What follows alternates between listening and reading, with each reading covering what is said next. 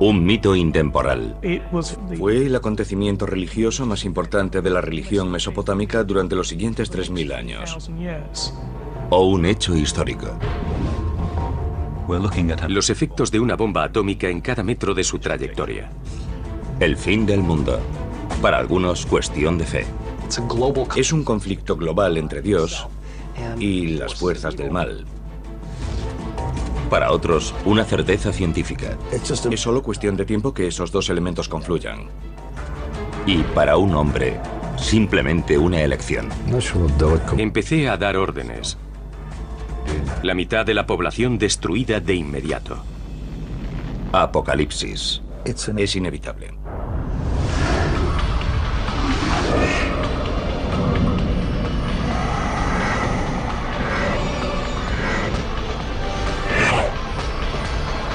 Extraños rituales. Apocalipsis. El fin de los días. El juicio final. El Armagedón. En todas las épocas ha habido personas convencidas de que el fin estaba próximo. Desde que los primeros seres humanos trataron de comprender su propia creación, han estado obsesionados con su desaparición. Si el tiempo es una línea, eso significa que tiene un principio y un punto final. Algunos científicos creen que estamos fascinados con el apocalipsis porque ya ha ocurrido. Los acontecimientos que habrían visto y el cambio que estos habrían producido en el clima del planeta les habrían resultado inexplicables. Hoy en día, millones de personas creen que Dios destruirá el mundo de forma inminente. La mayoría de las personas de este mundo se han identificado tan plenamente con el mal que Dios no tiene más remedio que destruirlos. Pero no todas las visiones del fin involucran a alguna divinidad. El hombre ha alcanzado la capacidad de destruirse a sí mismo. Un misil tarda 30 minutos en llegar desde los Estados Unidos hasta Rusia. Conforme la ciencia avanza, nuestra visión del apocalipsis sigue evolucionando. Es solo cuestión de tiempo que veamos un virus con un potencial patógeno muy elevado.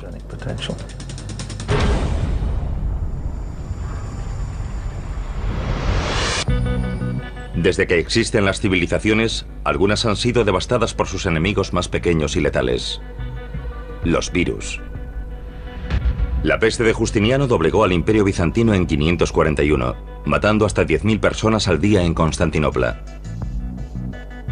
Siglos más tarde, unas bacterias que pasaron de una rata a los humanos cambiaron el curso de la historia de Europa a mediados del siglo XIV. La peste negra acabó con 75 millones de personas, un tercio de la población mundial. Se calcula que en 1918 la gripe española mató a 15 millones de personas en 2 años.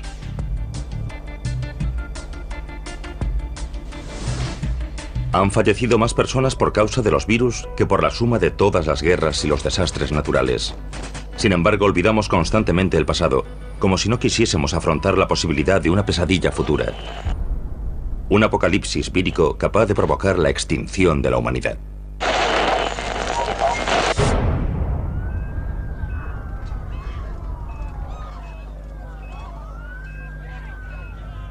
Es inevitable. El planeta está mucho más poblado. Somos mucho más interdependientes. Nos trasladamos continuamente y los virus pueden propagarse del mismo modo y aprovechar la oportunidad de recombinarse con otros virus. C.J. Peters, ex jefe del Departamento de Patógenos Especiales del Centro de Control de Enfermedades, luchó por todo el mundo durante más de 3 décadas contra los llamados virus emergentes. En la actualidad trabaja para impedir que escapen a nuestro control nuevas enfermedades no identificadas.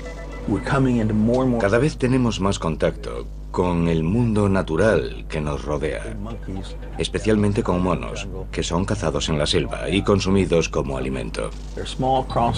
Esos primates contienen virus que están intentando continuamente entrar en nosotros, por así decirlo. En 2003, Peters colaboró en gran medida a evitar en Taiwán una catástrofe causada por el virus del SARS, síndrome respiratorio agudo severo. Algunos virus se contagian entrando en contacto con la sangre o los fluidos corporales de un paciente infectado. Pero con el virus del SARS basta con una tos. Fue una situación extremadamente peligrosa, un virus capaz de propagarse por todo el mundo. La tasa de mortalidad de la variante del virus del SARS de 2003 fue solo del 10%, pero se propagó rápidamente. El paciente que dio origen a la epidemia fue un médico que cayó enfermo en China y que viajó a Hong Kong en busca de tratamiento y se registró en un hotel. Otros huéspedes de ese hotel propagaron el virus por todo el mundo. Vietnam, Singapur, Alemania, los Estados Unidos, Irlanda y sobre todo Canadá. El virus se propagó partiendo de una única persona en ese hotel literalmente por todo el mundo. 8.000 infecciones más tarde, la Organización Mundial de la Salud formuló una serie de recomendaciones para los viajes. Por suerte, la propagación de la enfermedad fue detenida antes de alcanzar proporciones planetarias. Millones de personas tuvieron que usar mascarillas y ser puestas en cuarentena. Pero hay innumerables virus letales que mutan constantemente, buscando nuevas combinaciones para penetrar en los seres humanos y propagarse más rápido. Uno de ellos es el virus del ébola. Tiene una tasa de mortalidad muy elevada, del 50 al 90%, dependiendo de su virulencia. Y el virus del ébola circula por la naturaleza, principalmente en los murciélagos. Rara vez se propaga a otras especies, como la humana. Cuando lo hace, los resultados son devastadores. En 1976, un maestro de escuela de Yambuco, en el Zaire, la actual República Democrática del Congo, regresó de un viaje por las zonas rurales con mucha fiebre. Le diagnosticaron malaria y recibió tratamiento. Comenzó a vomitar sin control y después a sangrar por la nariz, la boca y el ano. Finalmente comenzó a sangrar por los ojos y la piel conforme sus órganos comenzaban a licuarse. 14 días después había fallecido. En pocos días, 318 personas de su entorno manifestaron los mismos síntomas. 280 de ellas fallecieron poco tiempo después. Se han producido 18 brotes de ébola en África durante las 2 últimas décadas. La más reciente en Uganda, en diciembre de 2007. Si bien cada brote de ébola porta una mutación ligeramente diferente, el virus aún no ha aprendido a transmitirse por el aire. Los virus tienen la misma única finalidad que todas las especies, y es la de propagarse. Es un problema que todas tienen que resolver, pero si el ébola consigue superar esa barrera, tendremos un serio problema. En 1989, el virus ébola superó una de esas barreras. Entonces trabajaba en Fort Detrick, Maryland, en un laboratorio, el Instituto de Enfermedades Infecciosas del Ejército de los Estados Unidos. Y uno de mis colegas entró con una microfotografía y me preguntó, ¿qué crees que es esto? Y le dije, una microfotografía del virus del ébola. Y dijo, ¿y si te dijera que procede de un mono de Reston, Virginia? Y contesté, joder.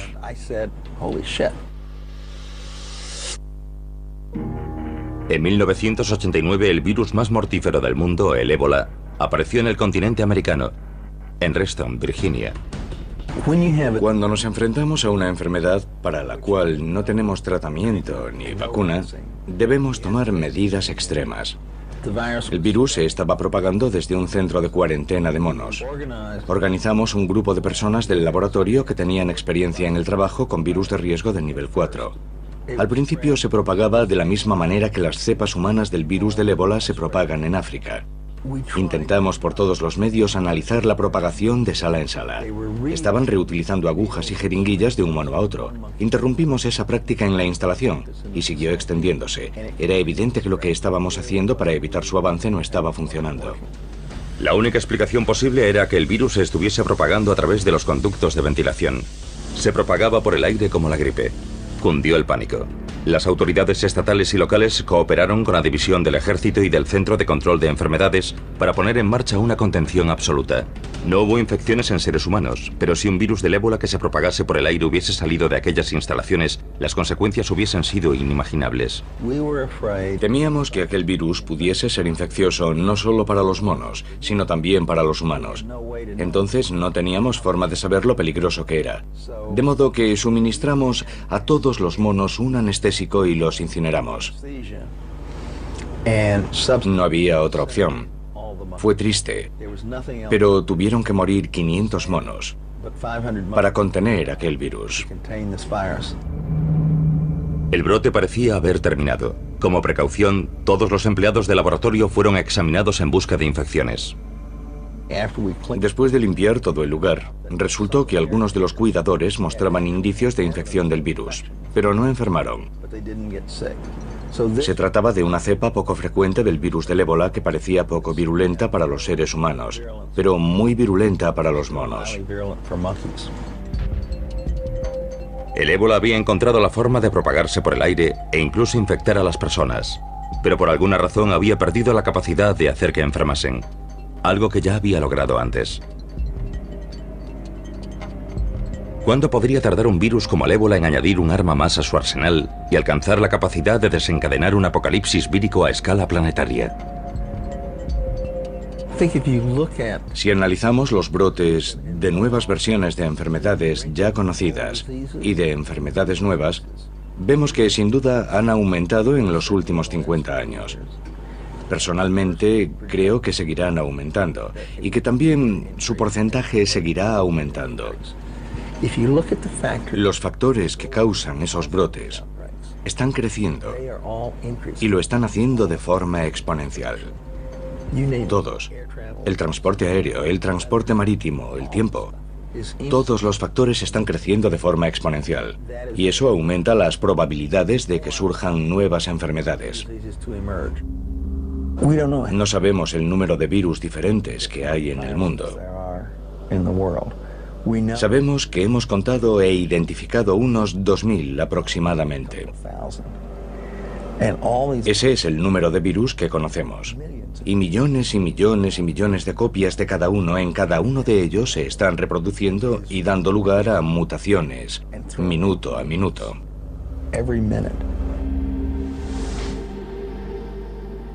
Tenemos los dos extremos del espectro. Contagioso, pero poco virulento. Poco contagioso, pero muy virulento. Y es solo cuestión de tiempo que ambos acaben coincidiendo. Es algo inevitable.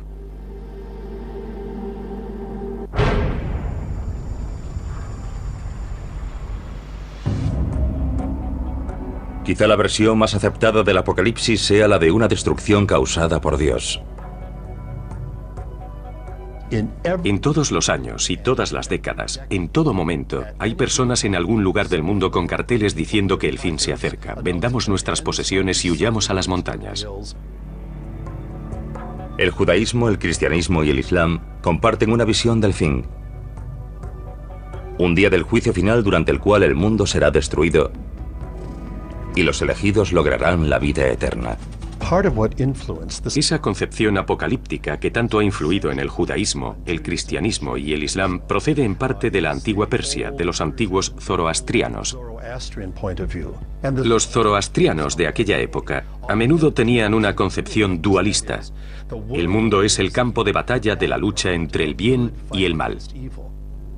Ya en el siglo XII a.C., los zoroastrianos creían vivir inmersos en un conflicto entre el orden y el caos. Finalmente el orden prevalecería, señalando el final del tiempo y la reestructuración del universo. Uno de los aspectos más interesantes desde el punto de vista apocalíptico es el hecho de que, por lo general, durante los momentos de aflicción y angustia, el apocalipsis es muy popular. En la actualidad, las profecías sobre el fin de los días han generado una megaindustria. Libros, programas de televisión y radio transmitidos a todo el mundo generan decenas de millones de dólares para los pastores armagedonistas solo en los Estados Unidos. Pero ¿cómo concilian los armagedonistas su vida cotidiana con la creencia en un final inminente? Jesús vendrá. Dios vendrá y destruirá el mal en todo el mundo. Steve Wolber tiene 49 años y es un pastor del fin de los días. Es el propietario de White Horse Media, un grupo cristiano que crea programas de televisión y radio sobre la relevancia del fin de los tiempos. Actualmente está escribiendo su 16º libro sobre las profecías. La mayor parte de su trabajo se ha centrado en uno de los libros de la Biblia, el Apocalipsis.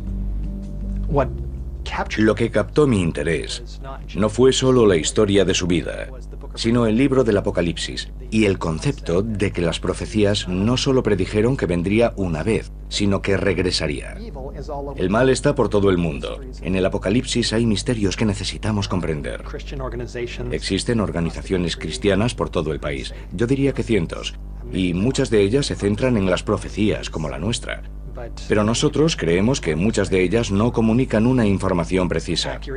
Una de nuestras especialidades es separar los hechos de la ficción en las profecías de la Biblia y los acontecimientos relacionados con el fin de los tiempos, y ofrecer una perspectiva más general. Lo que nos diferencia es la verdad. Envíenos sus preguntas. Hoy hablaremos del Armagedón, del libro del Apocalipsis. Steve no llegó a la devoción religiosa por el camino más directo. Como muchos otros adolescentes de los años 70, el cristianismo no era en absoluto una de sus prioridades. Crecí en Hollywood Hills, en un hogar judío muy laico. No sabía nada de Dios ni de la Biblia. Cuando tenía 14 años, un amigo me ofreció un cigarrillo y me pasé 6 años fumando marihuana. La marihuana me llevó al alcohol, y a la cocaína y al LSD. 2 de mis amigos murieron por sobredosis de drogas. Con el tiempo empecé a pensar que estaba yendo en la dirección equivocada y necesitaba ayuda. Un día estaba en Palm Springs con un grupo de amigos durante unas vacaciones de primavera. Había una camioneta y en la parte trasera iba un grupo de cristianos. Les dije, soy ateo. Uno de ellos me oyó, me apuntó con su altavoz y me dijo, eres un idiota. Cuando llegue el día del juicio descubrirás que estás en el bando equivocado. Recuerdo que escuché aquello y me quedé atónito, con la boca abierta. Mis ojos se abrieron espiritualmente y vi a Jesús como el Mesías. Cuando lo vi, tomé por fin una decisión. Eso ocurrió hace 29 años y desde entonces no he vuelto a consumir drogas ni alcohol. Cada día a las 5 de la tarde Steve sale de su oficina de Fresno y conduce 40 kilómetros hasta su casa en las montañas. Ser padre me ha enseñado mucho sobre mi Padre del cielo. A mi hijo y a mí nos encanta salir a plantar semillas. Pasado un tiempo, podemos ver su fruto. El tomate, el calabacín o los guisantes. Y el fruto está conectado a la raíz. Las raíces espirituales del mal del mundo son sobrenaturales. Esas raíces son Satanás y sus ángeles. Cuando veo a mi familia, a mi hijo y a mi hija, tiemblo al pensar que crecerán en este mundo. El verdadero mal está ahí fuera. Y deseo que llegue el día en que Jesús vendrá a poner fin al mal y nos llevará a un nuevo mundo que es perfecto y bueno y lleno de amor. Deseo que ese día llegue lo antes posible. Ven, Señor Jesús.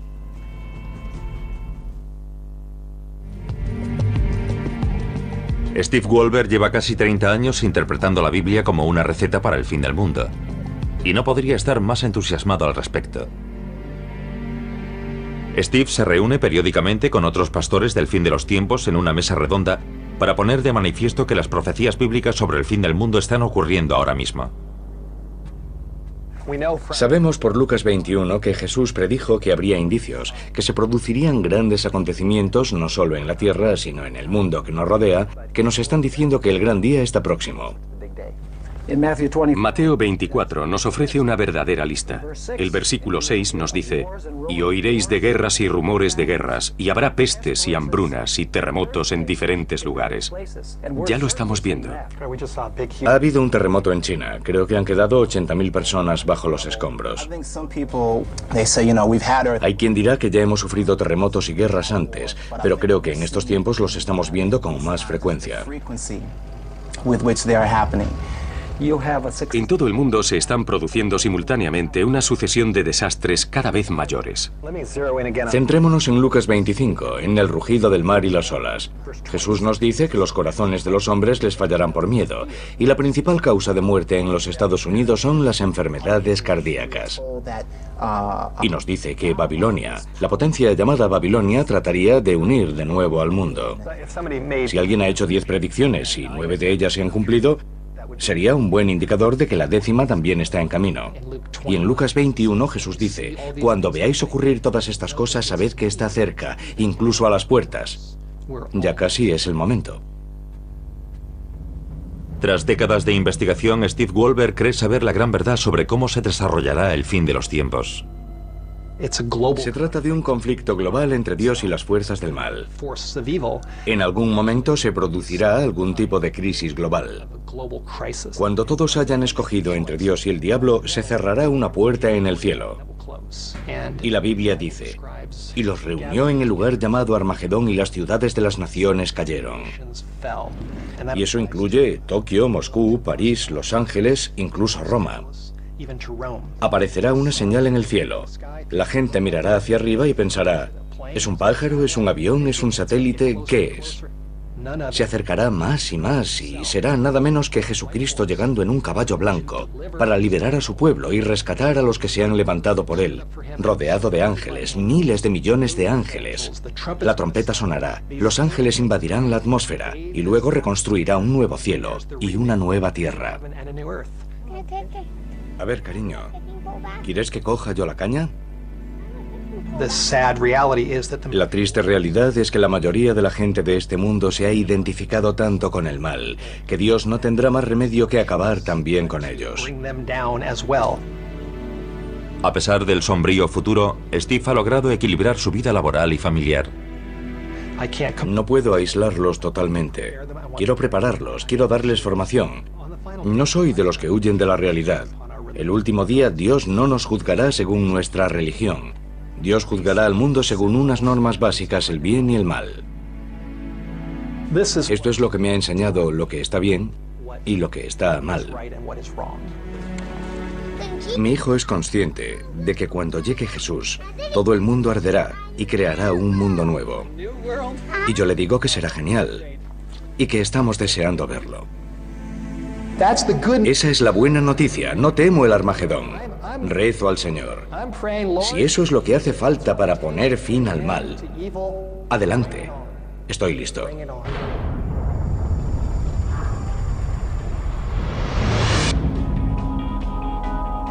Algunos de los mitos más antiguos de los que se tiene noticia hablan del fin del mundo.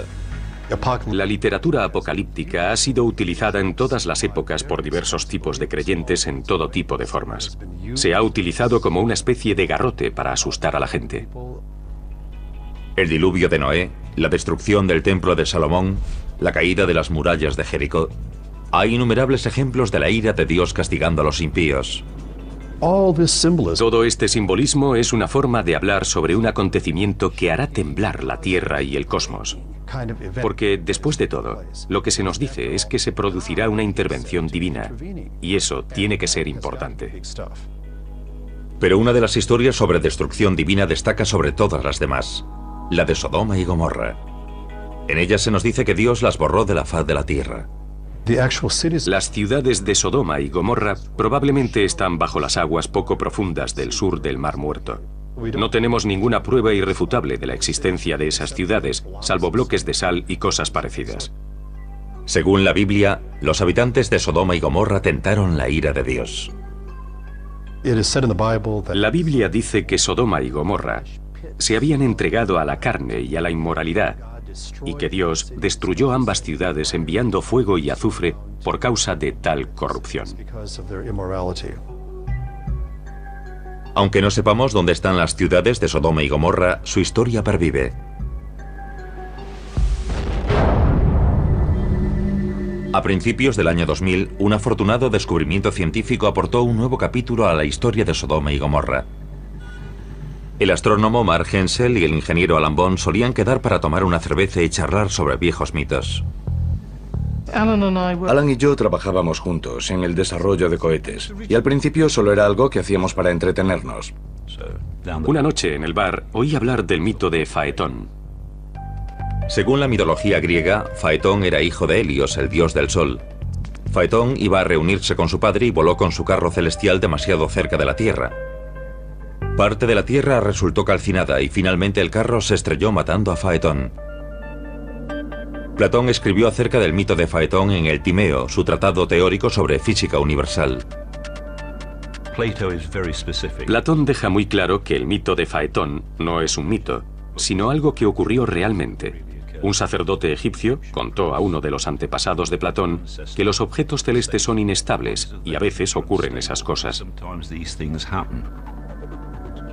Bond descubrió que otros mitos contenían referencias similares a objetos abrasadores que caían desde el cielo, diezmando regiones del antiguo Mediterráneo, entre ellas la supuesta ubicación de Sodoma y Gomorra.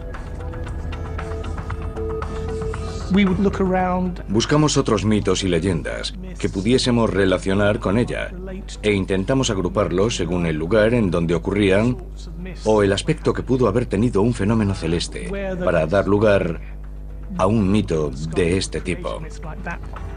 Algunos mitos hablan de fuego en el cielo, mientras que otros hablan de devastación en la superficie.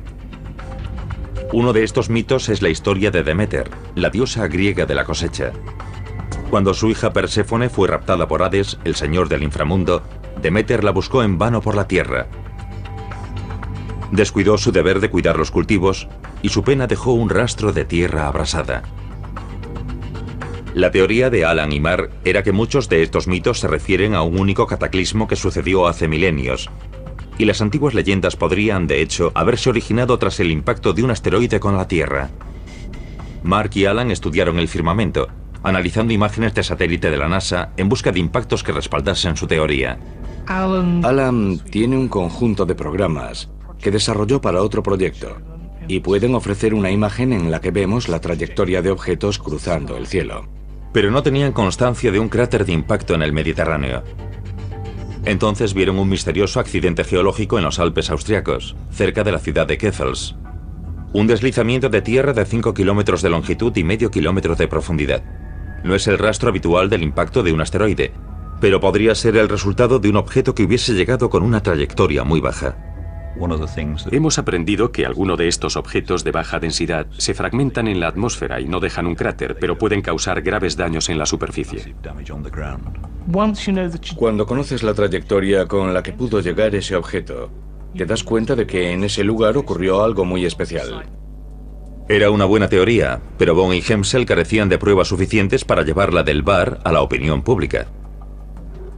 Pero entonces encontraron una pista notable.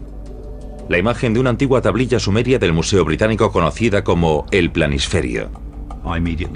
Inmediatamente me puse en guardia y pude ver que en aquella curiosa tablilla sumeria figuraban muchas referencias como la constelación de Piscis, que aparecía con mucha claridad. Era un documento con muchos elementos astronómicos. Nos dice cómo era el cielo aquella noche, cómo estaban situados los planetas, las posiciones de las constelaciones en el cielo. Utilizando programas informáticos astronómicos, Bond y Hemsel se dieron cuenta de que aquella disposición de estrellas y planetas representada en el planisferio había tenido lugar más de 5.000 años atrás. La tablilla era un esquema del cielo nocturno anotado por un antiguo astrónomo. La tablilla está escrita en sumerio, con caracteres cuneiformes. Entonces ninguno de nosotros sabía leer sumerio. Así que debíamos aprender a leer la escritura cuneiforme para luego traducir la tablilla. Cuando empezaron a descifrar el planisferio, vieron que habían descubierto algo importante. Esa tablilla mostraba el acontecimiento religioso más importante de toda la región mesopotámica.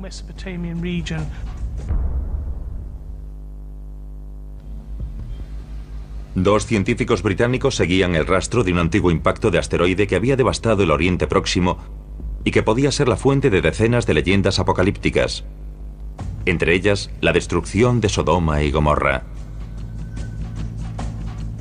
Encontraron indicios de que un pequeño asteroide podría haber caído en los Alpes austríacos y descifraron una observación astronómica de 5.000 años de antigüedad conservada en una tablilla de piedra.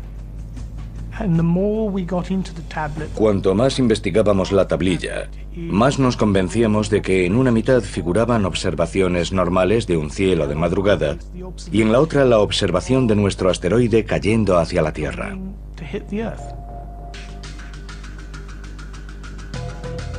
El objeto fue visto durante unos 4 minutos y medio. Se parece a la Luna, pero su tamaño es una 10ª parte. Y cruza el cielo con la misma velocidad aparente que un avión, Un avión que cruzase el cielo a gran altura. Era la venganza de Dios cayendo sobre Sodoma y Gomorra.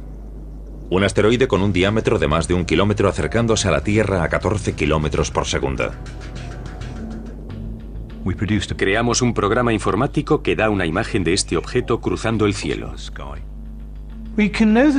Conocemos la fecha y la hora con un margen de 10 minutos, porque se trata de una observación muy precisa. Sucedió a las 4:23 de la madrugada del 29 de junio del año 3123 a.C. Desde el punto de vista del astrónomo sumerio, el asteroide habría desaparecido en el horizonte 4 minutos y medio después de que comenzase a tomar notas. 30 segundos después, el asteroide sobrevolaba Grecia, donde entró en la atmósfera de la Tierra. La gigantesca bola de fuego en el cielo de Atenas podría haber generado el mito de Faetón y la caída de su carro. En ese momento estaría generando una inmensa onda de choque. En el momento en que estuviese en el extremo norte del Adriático, estaría produciendo cada 10 metros de su trayectoria el equivalente a una bomba atómica de la Segunda Guerra Mundial en términos de rendimiento explosivo. Y cuando estuviese sobre los Alpes suizos, acercándose a Keffels, podríamos compararlo con una bomba atómica en cada metro de su trayectoria. Y en las últimas fases de su vuelo, roza la cumbre de una montaña llamada Ganskogel, que se encuentra en la parte occidental del valle. El asteroide roza la cumbre de 5 montañas y luego explota en el aire con la potencia de 1000 bombas como la de Hiroshima.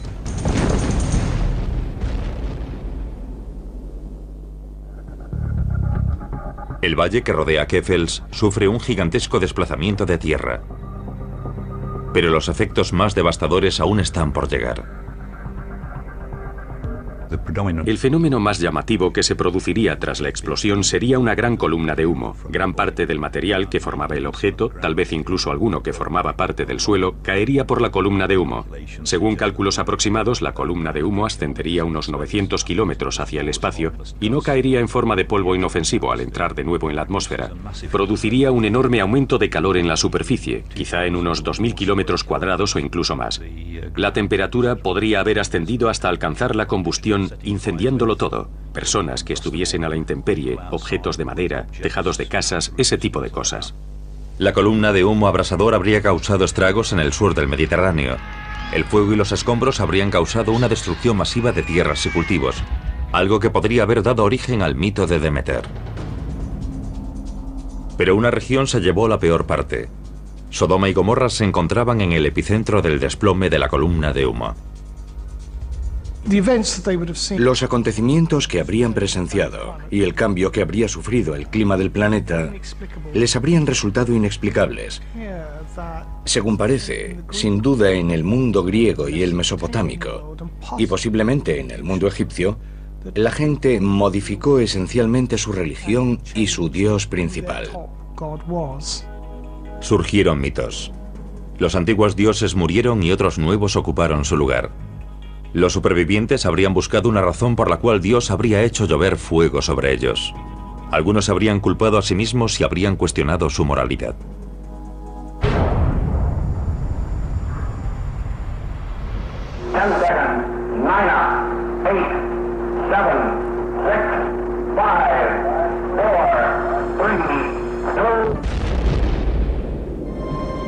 En el siglo XX, la humanidad se enfrentó a la amenaza de una guerra nuclear. El mundo podía llegar a su fin con solo pulsar un botón.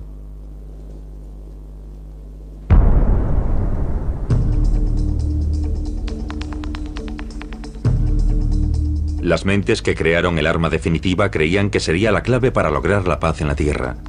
Su argumento, que el miedo a las represalias impediría el primer ataque. Su error fue poner el futuro de la humanidad en manos de máquinas. Hemos vivido 4 incidentes que han estado a punto de provocar una guerra nuclear de forma involuntaria. El 9 de noviembre de 1979, 4 centros nucleares del mando estadounidense registraron un ataque nuclear soviético a gran escala. El Pentágono se puso inmediatamente en alerta máxima. El personal responsable de lanzar nuestros misiles intercontinentales había recibido la advertencia de que podía tratarse de un ataque real. La verdadera causa de la alerta dejó en ridículo al Pentágono. El turno de noche realizó un simulacro para entrenar a los técnicos y dejaron la cinta del programa dentro del equipo. El turno de la mañana no lo sabía, y lo primero que vio fue cómo lanzaban cientos de misiles soviéticos contra ellos. A continuación, comprobaron los datos procedentes de los satélites, según los cuales no había sido lanzado ningún misil, y dijeron que nadie hiciese nada. Después del incidente de la cinta de entrenamiento se aplicaron nuevos protocolos de seguridad. Pero menos de un año después, las alarmas volvieron a saltar en las mismas pantallas. Un chip de ordenador que costaba 30 centavos se quemó. El centro de mando estaba viendo que 100 misiles los estaban atacando, lo que provocó una reunión de evaluación de amenaza nuclear. A pesar de las mejoras constantes, los ordenadores de alerta temprana estaban funcionando a su máxima capacidad. Un misil tarda 30 minutos en llegar desde Rusia hasta los Estados Unidos o desde los Estados Unidos hasta Rusia por el Polo Norte. En aquel entonces, tanto los Estados Unidos como la Unión Soviética estaban paralizados en un punto muerto nuclear. Los misiles podían lanzarse cada vez más rápido y a la menor provocación. Y los soviéticos estaban intentando poner en marcha un sistema de alerta temprana con el que poder detener un primer ataque de los Estados Unidos que pudiese acabar por completo con su arsenal nuclear. A principios de 1983, Stanislav Petrov era teniente coronel de las Fuerzas de Misiles Estratégicos Soviéticos, especializado en el desarrollo de un sistema de alerta nuclear por satélite, diseñado para detener un primer ataque estadounidense. Después de graduarse, fue enviado a una nueva instalación de alerta temprana, Serpukhov 15, situada cerca de Moscú. Cuando llegamos, solo había unas pocas casas. Nadie sabía nada. No había nada. Tuvimos que empezar todo desde cero. Trabajábamos en el edificio principal, donde se desarrollaba el sistema de alerta Cometa, un sistema espacial bastante complejo. El satélite orbitaría cubriendo la zona que estaba bajo la amenaza de los misiles de los Estados Unidos. El nuevo sistema ruso de alerta se componía de 9 satélites que observaban la superficie de los Estados Unidos. Cualquier lanzamiento sería detectado rápidamente mediante la observación de las estelas de los cohetes sobre el horizonte. Al menos esa era la idea de los soviéticos. Teníamos una pantalla de reconocimiento que ocupaba una pared entera y mostraba todo el planeta y el territorio de los Estados Unidos. En ella aparecía el alcance de sus misiles. Había exactamente 1000 misiles en 6 bases. La tarde del 29 de septiembre de 1983, el coronel Petrov se hizo cargo del mando de Serpukhov 15 como oficial de guardia. Hicimos el trabajo de rutina y el tiempo iba pasando. Hacia las 10 de la noche habíamos terminado de cenar y tomar el té. Nuestro turno estaba terminando cuando algo irrumpió en la órbita. Todo iba bien. Estábamos preparados para cualquier imprevisto.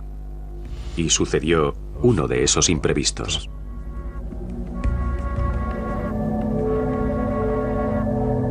El coronel Petrov recibió una señal que confirmaba un ataque nuclear estadounidense. Había un gran aviso en letras enormes, como un estandarte de guerra a la altura de mis ojos. Inicio. La sirena aulló.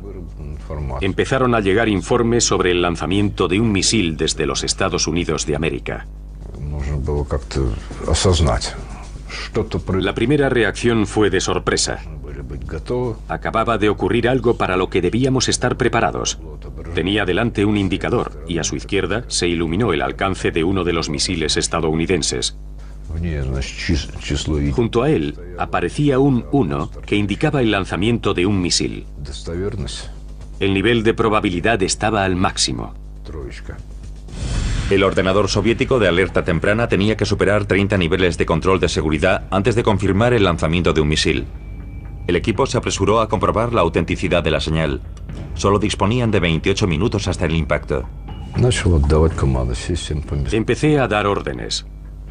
Todos a sus puestos, comprueben todos los parámetros, hagan esto y lo otro, según las instrucciones. Todo parecía confirmar el lanzamiento salvo una cosa. No había sido confirmado visualmente. Superar los 30 niveles de defensa era algo serio. Debido a la falta de confirmación visual, Petrov decidió esperar antes de informar al alto mando militar de lo que estaba sucediendo. Yo era la primera fuente de información y existía el riesgo de que, en cuanto tomase la decisión de que aquel lanzamiento era real, el resto de la cadena de mando siguiese ciegamente mis conclusiones. Es lo mismo que sucede en un gallinero. En cuanto el primer pollo se pone en marcha, el resto lo sigue por todo el pueblo. Petrov fue incapaz de encontrar ningún fallo en el sistema y la situación empeoró. Saltó otra alarma. El sistema indicó otro misil, y luego un tercero, cuarto, quinto, todo en 5 minutos. Ahora los monitores superiores indicaban un ataque con misiles. Petrov debía tomar una decisión, una de las más importantes de la historia. Cuando se produce un lanzamiento masivo es imposible pasarlo por alto.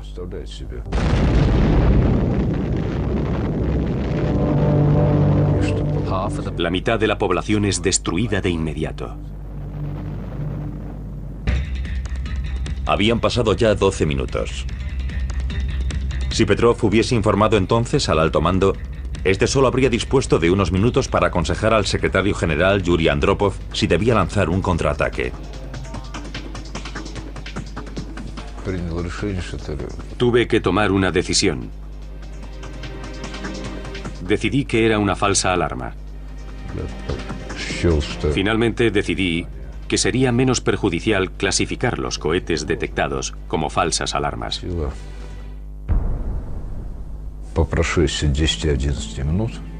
Después de 10 u 11 minutos, todos respiramos aliviados.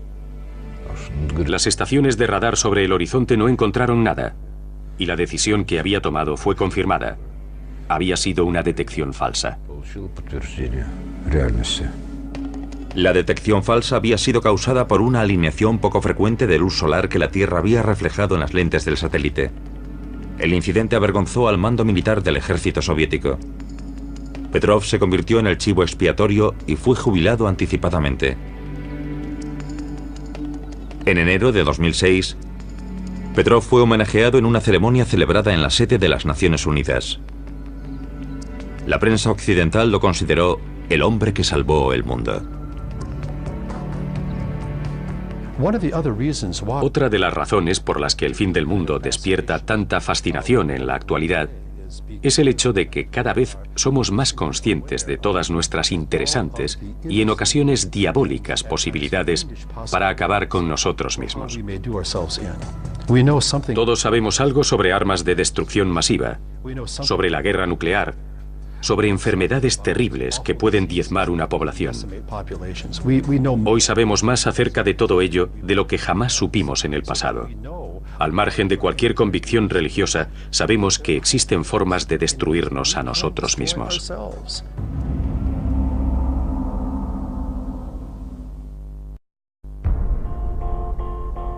Un mito intemporal. Fue el acontecimiento religioso más importante de la religión mesopotámica durante los siguientes 3000 años. O un hecho histórico. Los efectos de una bomba atómica en cada metro de su trayectoria. El fin del mundo. Para algunos, cuestión de fe. Es un conflicto global entre Dios y las fuerzas del mal. Para otros, una certeza científica. Es solo cuestión de tiempo que esos dos elementos confluyan. Y para un hombre, simplemente una elección. Empecé a dar órdenes. La mitad de la población destruida de inmediato. Apocalipsis. Es inevitable.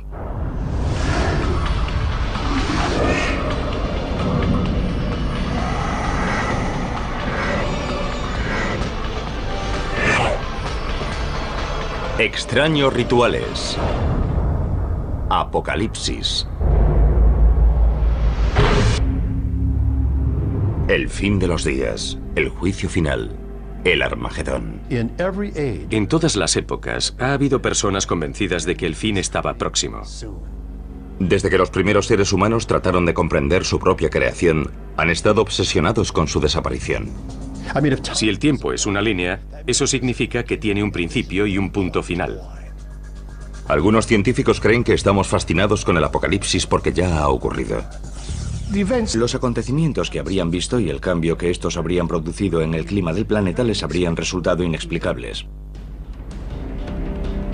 Hoy en día, millones de personas... Alemania, los Estados Unidos, Irlanda y sobre todo Canadá. El virus se propagó, partiendo de una única persona en ese hotel, literalmente por todo el mundo. 8.000 infecciones más tarde, la Organización Mundial de la Salud formuló una serie de recomendaciones para los viajes. Por suerte, la propagación de la enfermedad fue detenida antes de alcanzar proporciones planetarias. Millones de personas tuvieron que usar mascarillas y ser puestas en cuarentena. Pero hay innumerables virus letales que mutan constantemente, buscando nuevas combinaciones para penetrar en los seres humanos y propagarse más rápido. Uno de ellos es el virus del ébola. Tiene una tasa de mortalidad muy elevada, del 50 al 90%, dependiendo de su virulencia. Y el virus del ébola circula por la naturaleza, principalmente en los murciélagos. Rara vez se propaga a otras especies, como la humana. Cuando lo hace, los resultados son devastadores. En 1976, un maestro de escuela de Yambuco, en el Zaire, la actual República Democrática del Congo, regresó de un viaje por las zonas rurales con mucha fiebre. Le diagnosticaron malaria y recibió tratamiento. Comenzó a vomitar sin control y después a sangrar por la nariz, la boca y el ano. Finalmente comenzó a sangrar por los ojos y la piel conforme sus órganos comenzaban a licuarse. 14 días después había fallecido. En pocos días, 318 personas de su entorno manifestaron los mismos síntomas. 280 de ellas fallecieron poco tiempo después. Se han producido 18 brotes de ébola en África durante las 2 últimas décadas. La más reciente en Uganda, en diciembre de 2007. Si bien cada brote de ébola porta una mutación ligeramente diferente, el virus aún no ha aprendido a transmitir en que Dios destruirá el mundo de forma inminente. La mayoría de las personas de este mundo se han identificado tan plenamente con el mal que Dios no tiene más remedio que destruirlos. Pero no todas las visiones del fin involucran a alguna divinidad. El hombre ha alcanzado la capacidad de destruirse a sí mismo. Un misil tarda 30 minutos en llegar desde los Estados Unidos hasta Rusia. Conforme la ciencia avanza, nuestra visión del apocalipsis sigue evolucionando. Es solo cuestión de tiempo que veamos un virus con un potencial patógeno muy elevado.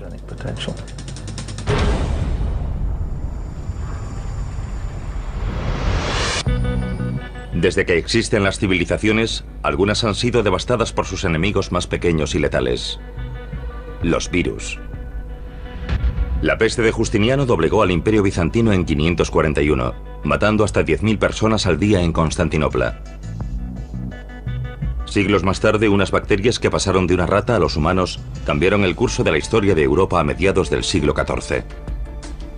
La peste negra acabó con 75 millones de personas, un tercio de la población mundial. Se calcula que en 1918 la gripe española mató a 15 millones de personas en 2 años.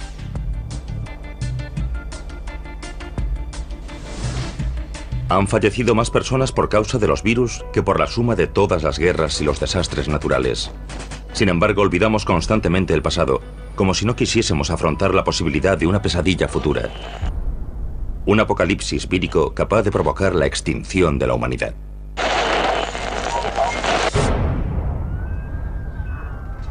Irse por el aire.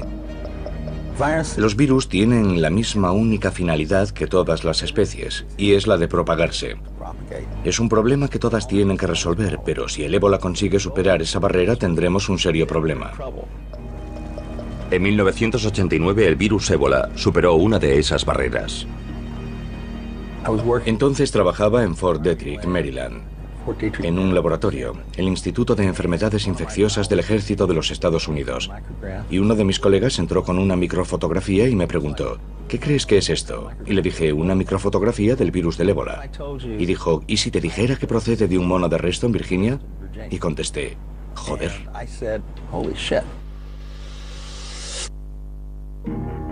En 1989, el virus más mortífero del mundo, el ébola, apareció en el continente americano, en Reston, Virginia.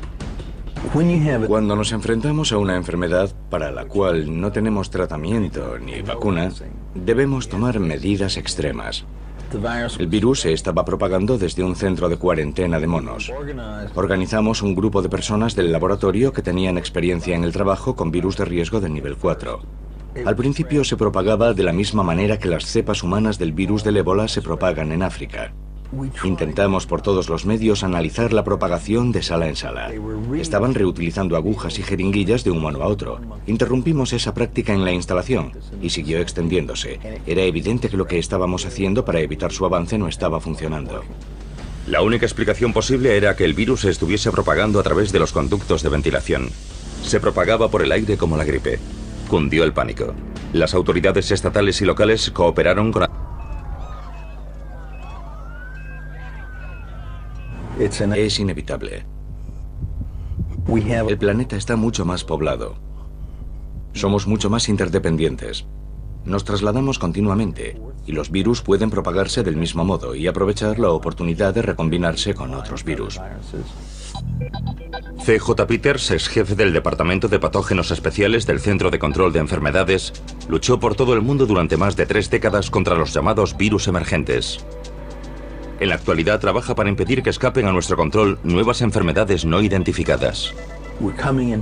Cada vez tenemos más contacto con el mundo natural que nos rodea, especialmente con monos, que son cazados en la selva y consumidos como alimento. Esos primates contienen virus que están intentando continuamente entrar en nosotros, por así decirlo. En 2003, Peters colaboró en gran medida a evitar en Taiwán una catástrofe causada por el virus del SARS, síndrome respiratorio agudo severo. Algunos virus se contagian entrando en contacto con la sangre o los fluidos corporales de un paciente infectado. Pero con el virus del SARS basta con una tos. Fue una situación extremadamente peligrosa, un virus capaz de propagarse por todo el mundo. La tasa de mortalidad de la variante del virus del SARS de 2003 fue solo del 10%, pero se propagó rápidamente. El paciente que dio origen a la epidemia fue un médico que cayó enfermo en China y que viajó a Hong Kong en busca de tratamiento y se registró en un hotel. Otros huéspedes de ese hotel propagaron el virus por todo el mundo. Vietnam, Singapur,